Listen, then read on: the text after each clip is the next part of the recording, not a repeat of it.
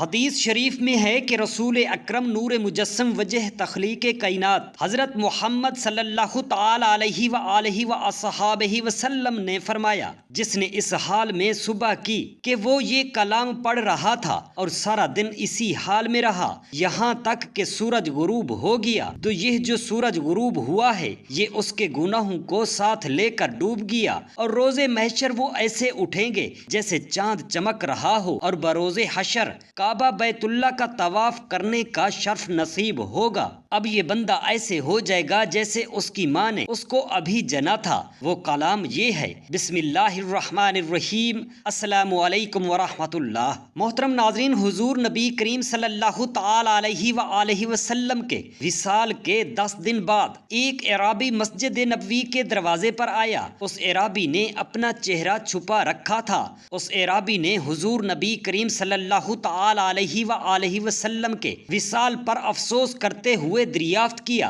حضور نبی کریم صلی اللہ تعالی علیہ وآلہ وسلم کون ہیں؟ حضرت سیدنا ابو بکر صدیق رضی اللہ تعالی عنہ نے حضرت سیدنا علی المرتضی رضی اللہ تعالی عنہ کی جانب اشارہ کر دیا۔ اس اعرابی نے آپ کی جانب توجہ کرتے ہوئے سلام کیا۔ آپ نے بھی اس کے سلام کا جواب دیتے ہوئے اس اعرابی کو اس کے نام سے پکارا۔ اعرابی نے جب آپ رضی اللہ تعالی عنہ کے منہ سے اپنا نام سنا تو وہ حیران ہو گیا اور پوچھنے لگا کہ آپ کو میرے نام کے متعلق کیسے معلوم ہوا ہے؟ آپ نے فرمایا، مجھے حضور نبی کریم صلی اللہ تعالی علیہ وآلہ وسلم نے تمہارے نام اور تمہارے حال کی خبر کر دی تھی۔ آپ رضی اللہ تعالی عنہ نے فرمایا، تمہارا نام مضر ہے اور تم عرب سے تعلق رکھتے ہو۔ تم نے اپنے قبیلے کو حضور نبی کریم صلی اللہ تعالی علیہ وآلہ وسلم کی بعثت کی خبر دیتے ہوئے کہا تھا کہ تہامہ میں ایک آدمی کھڑا ہوگا جس کے رخسار چاند سے زیادہ روشن ہوں گے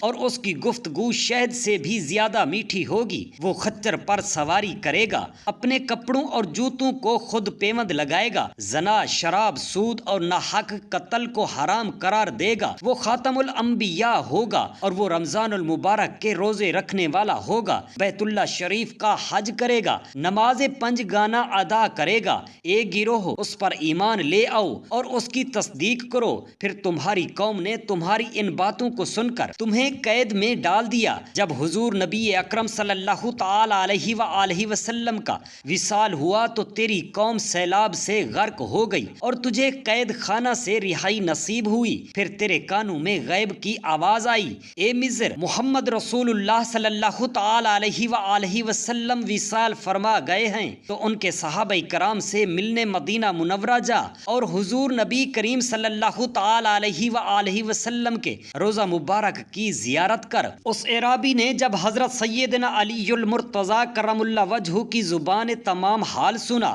تو اس کی آنکھوں سے آنسو جاری ہو گئے۔ اس نے آگے بڑھ کر آپ کے ہاتھوں کو بوسہ لیا اور عرض کیا کہ میں آپ سے کچھ سوالات کرنا چاہتا ہوں۔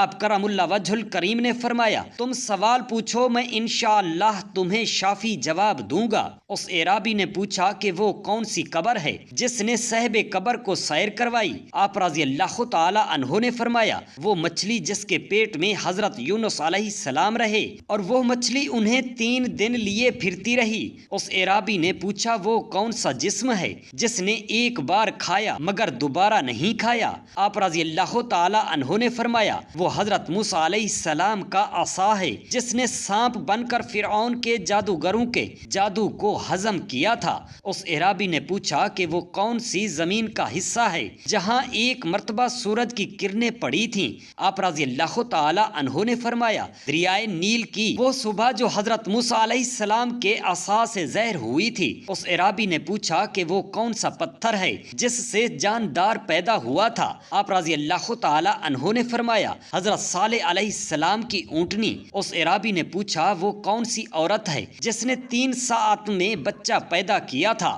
آپ رضی اللہ تعالی عنہ نے فرمایا، حضرت مریم سلام اللہ علیہا۔ اس اعرابی نے پوچھا کہ وہ کون سے 2 دوست ہیں جو دشمن نہیں ہوتے؟ حضرت علی کرم اللہ وجہہ نے فرمایا، فرمایا جسم اور جان۔ اس اعرابی نے پوچھا کہ وہ کون سے دو دشمن ہیں جو کبھی دوست نہیں ہوتے؟ آپ رضی اللہ تعالی عنہ نے فرمایا زندگی اور موت۔ اس اعرابی نے پوچھا کہ شے کیا ہے اور لاشیں کیا ہیں؟ آپ رضی اللہ تعالی عنہ نے فرمایا شے مومن ہے اور لاشیں کافر ہیں۔ اس اعرابی نے پوچھا کہ رحم میں سب سے پہلے کون سا اعضا بنتا ہے؟ آپ رضی اللہ تعالی عنہ نے فرمایا انگشت شہادت۔ اس اعرابی نے پوچھا کہ قبر میں سب سے آخر میں کون سی چیز مٹی ہوتی ہے؟ آپ رضی اللہ تعالی عنہ نے فرمایا بندہ کی سر کی ہڈی۔ اس اعرابی نے پہلا سوال پوچھا کہ وہ کون سا نر ہے جس کا باپ اور ماں نہیں؟ حضرت سیدنا علی المرتضی کرم اللہ وجہ الکریم نے فرمایا وہ حضرت آدم علیہ السلام ہیں۔ اس اعرابی نے پھر پوچھا وہ کون سی مادہ ہے جو بغیر ماں باپ کے پیدا ہوئی ہے؟ آپ رضی اللہ تعالی عنہ نے فرمایا وہ حضرت حوا ہیں۔ اس اعرابی نے پوچھا کہ وہ کون سا نر ہے جو بغیر نر کے پیدا ہوا؟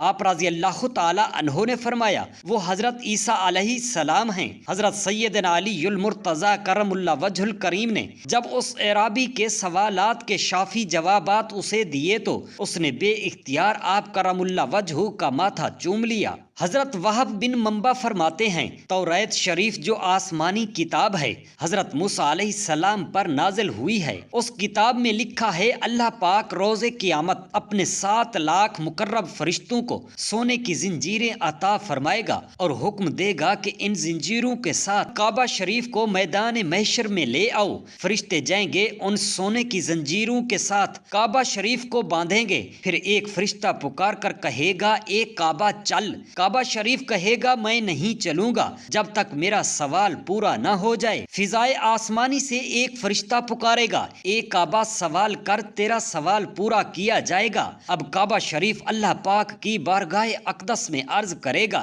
اے اللہ پاک میرے پڑوس میں دفن ہونے والے مومنوں کے حق میں میری شفاعت قبول فرما۔ آواز آئے گی میں نے تیری درخواست قبول فرما لی، یعنی تیرے پڑوس میں جو مومن دفن ہیں ان سب کے حق میں تیری شفاعت قبول کر لی گئی۔ چنانچہ جن مسلمانوں کو مکہ مکرمہ میں دفن ہونے کی سعادت ملی ہوگی ان کو جمع کیا جائے گا، ان کے چہرے سفید چمکدار ہوں گے، وہ سب احرام کی حالت میں کعبہ کے گرد جمع ہو جائیں گے اور ان سب کی زبان پر ایک ہی کلمہ ہوگا لبیک اللہم لبیک، یعنی میں حاضر ہوں یا اللہ میں حاضر ہوں۔ اب فرشتے کعبہ شریف کو کہیں گے اے کعبہ اب تو چل، اب تو تیرا سوال پورا ہو چکا۔ کعبہ شریف کہے گا میں نہیں چلوں گا جب تک میری درخواست قبول نہ ہو جائے۔ فضائے آسمانی سے ایک فرشتہ پکار کر کہے گا اے کعبہ تو مانگ تجھے دیا جائے گا۔ کعبہ شریف کہے گا اے اللہ پاک تیرے گناہ گار بندے جو دور دور سے غبار آلود ہو کر میرے پاس آئے ہیں انہوں نے اپنے اہل و عیال عزیز و رشتہ داروں کو چھوڑا اور تیرے حکم خدا بندی پر عمل کرتے ہوئے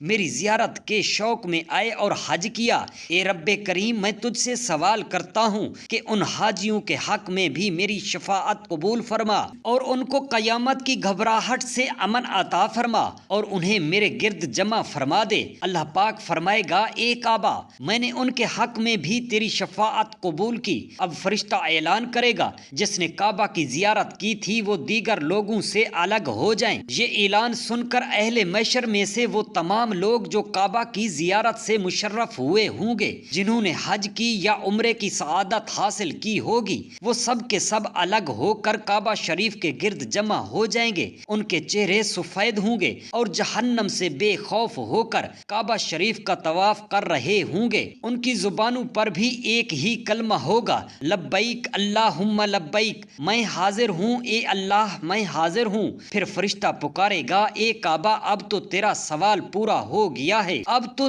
چل۔ اب تو کعبہ شریف بھی تلبیہ پڑھے گا، یعنی کعبہ شریف بھی کہے گا لبیک اللہم لبیک، میں حاضر ہوں اے اللہ میں حاضر ہوں۔ پھر کعبہ شریف کو اس شان سے میدان محشر میں لایا جائے گا کہ دنیا میں کعبے کی زیارت کرنے والے اس کے ارد گرد طواف کر رہے ہوں گے اور ان سب کی زبانوں پر کلمات یہ ہوں گے یا اللہ میں حاضر ہوں، لبیک اللہم لبیک، میں حاضر ہوں یا اللہ میں حاضر ہوں۔ میدان محشر 50 50,000 سال کا دن، تانبے کی دہکتی ہوئی زمین، 1.25 میل پر رہ کر آگ برساتا سورج، جہنم سامنے جنت سامنے، پل صراط لگا دیا جائے گا، اعمال تولے جا رہے ہوں گے۔ اس وقت کعبہ شریف کی زیارت کرنے والے، طواف خانہ کعبہ کا شرف پانے والے، لبیک اللہم لبیک کی صدائیں لگانے والے، روز قیامت میدان محشر میں اس شان سے آئیں گے کہ کعبہ شریف ان کے ساتھ ہوگا۔ یہ خوش نصیب طواف کعبہ میں مصروف ہوں گے